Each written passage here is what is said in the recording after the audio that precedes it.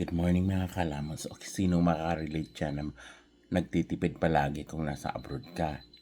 O, alam mo ba maraming nagtitipid sa abroad para makapagpadala lang sa Pilipinas. O tingnan nyo kung anong kinakain, di ba? Araw-araw ganyan. Kaya nyo ba? Kaya bang kainin ng ganyan araw-araw? Kasi ganun sila nagtitipid para makapagpadala sa Pilipinas. Then pagkatapos, yung iba dyan, nag-aabuso. May kakilala kong ganyan. Nagtitipid. Pero pag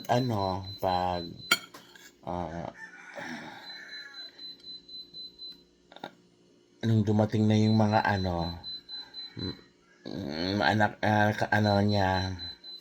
anak dito, ganun din kasi nasanay nga hindi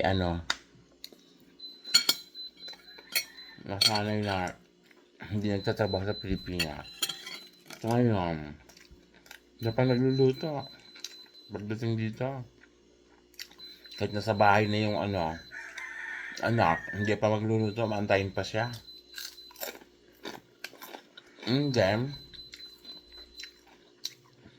hindi mo lang tulungan, kawawa. Kaya nga nagtitipid-tipid ka dati para makapagpadala ka lang. Buti na lang ako, marami akong dalang ganito. Tipid talaga, pero masarap. Mas gusto ko siya.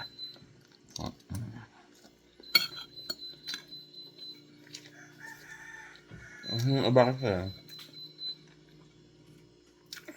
nagtitipid para makapagpadala lang? Yung pagkatapos, bakit naisip mo ba ng mga kamag-anak mo?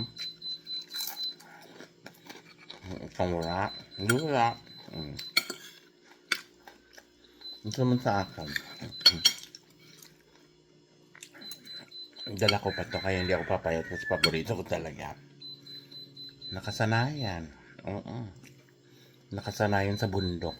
Pero marami talagang ganitong kinakain, nagtitipid para makapagpadala lang sa Pilipinas. Buti lang ako, hindi ako nagpapadala. Pero nagtitipid pa. Nagpapadala lang ako pag yung malaki.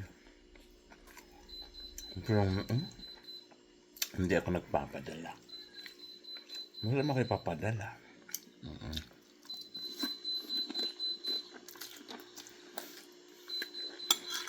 Huwag nyo lang alamin bakit hindi ako nagpapadala. Baka sabihin nyo ako, mayabang. Mayabang talaga. Saka tuyo at saka itlog, panghila na yan kasi may gagawin pa. Para hindi manginginig. Kaya kayo, mga ka-abroad,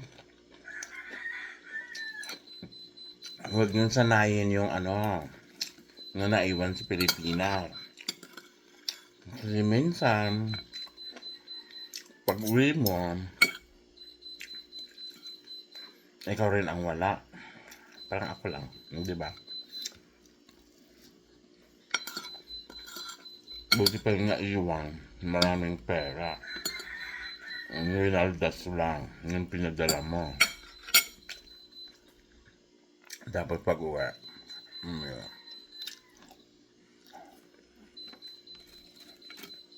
Buti na lang ako, hindi nagpapadala.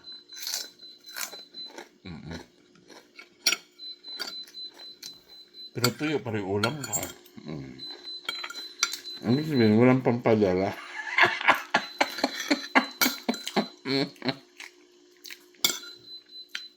Pero hindi alata kasi ang laki ng katawan, di ba? Hindi na nga ako categorized as pig. Hindi na ako categorized as baboy. Alam niyo kung Elepante na.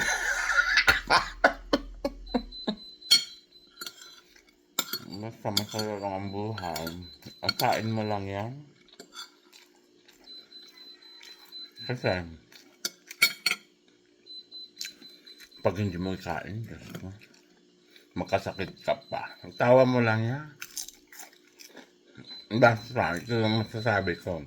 Maraming nag-a-abroad nga pagdating sa abroad ang kinakain. Sardinas, itlog, tuyo para makapagtipid lang. Para may maipadala, lalo na yung may mga estudyante dyan. Patapos magka-request na iPhone 15 or Samsung 25. Diyos ko, isipin niyo kung gaano kahirap yung nagtatrabaho sa abroad. Nakangiti nga siya. Ang ganda ng damit pag uwi. Pero wag ka. Butas ang bulsa niya. Maraming ganyan. Yung mga naman dito, yung iba. Ako yun ha. Makapagbakasyon sa Pilipinas, akala mo bongga, milyonarya. Abang, wag ka.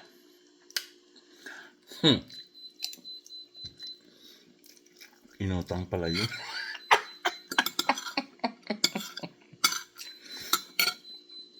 Maraming ganyan. May kilala kong ganyan. Hindi pa bayad ang utang, niya. I-refinance. So, balik uli una. Kayong iba, hindi nakaka-uwi ng taon-taon. Minsan 3, 4, yan, ibig sabihin nag-refinance yan. Pwede na lang yung ibang hindi umuwi kasi pumupunta sa ibang bansa. Ayun, na may pera yun. Pero ako, Pilipinas ang talaga ako kasi wala akong pang ibang bansa. Basta kayo, naiwan dun sa isipin nyo maigi kung ano yung pinagdaanan ng mga magulang nyo or mag-anak nyo kasi minsan hindi sila nagsasalita. Pwede na lang ako nagsasalita talaga ako na mahirap ang buhay sa abroad. Pero kahit sinasabi ko mahirap, hindi ako naghihirap dito.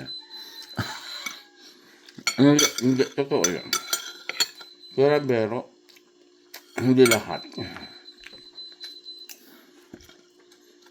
Kasi may tinatawag itong paycheck to paycheck. Lalabas pala yung payroll mo, wala na, pambayad na ng Diyos.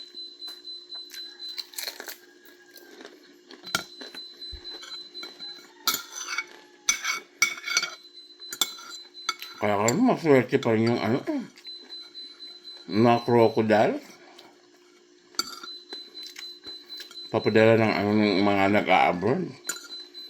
Pero wag ka. Nakain ng mga crocodiles.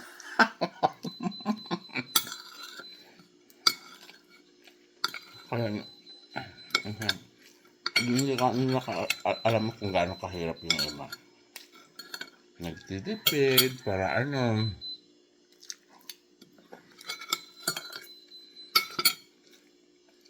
matapos ng mga crocodile.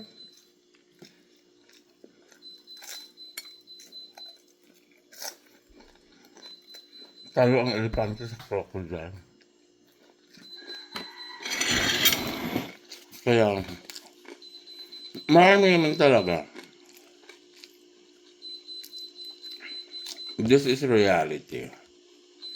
Maraming nasa abroad na nagtitipid talaga.